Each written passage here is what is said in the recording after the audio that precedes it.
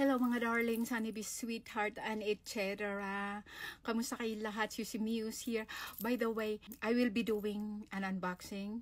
So before that, I would like to extend my gratitude with an attitude of gratefulness sa mga nag-like at sa nag-repost at nag-favorite sa aking video na yung Pack with me for our trip to New York. Umabot na po siya ng 41.7K. So maraming salamat. First time ko po. Tapos ang aking subscribers na 1,030 lang ba yun or 50. Umabot na po ako ngayon ng 2K plus. Kaya maraming salamat. Ganun pala, no? Feeling ko nag-viral ang video ko. Anyways, ito na po yung ating unboxing. Madali lang po ito. So, ito po ay Celine na ankle boots. Talagang ang ganda niya, mga darlings. Pero kailangan ko po siyang ibalik. Kasi alam nyo, ang ganda. Soft ang leather. Pero, maano siya dahil parang wedge style ba?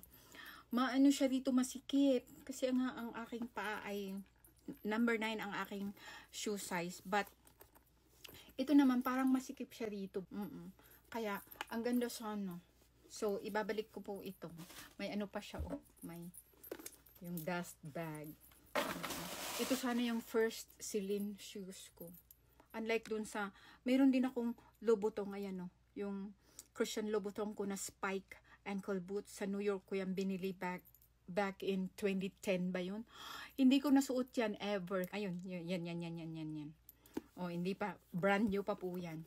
So, ayan, ibabalik po natin, no? Kasi, ano naman gagawin natin sa 900 plus tax, 1,000 plus US dollars na boots na hindi naman natin magagamit.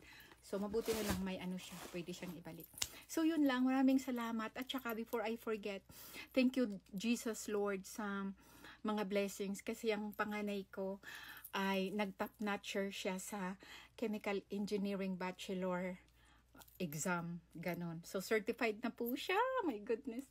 Certified Chemical Engineer na po ang aking panganay. So, ang inyong lingkod ay may Certified Chemical Engineer, Certified Psychologist, and Certified Laboratory Coating Technician na mga anak. So, yung bunso ko, mga babae po sila lahat. So, they are all girls.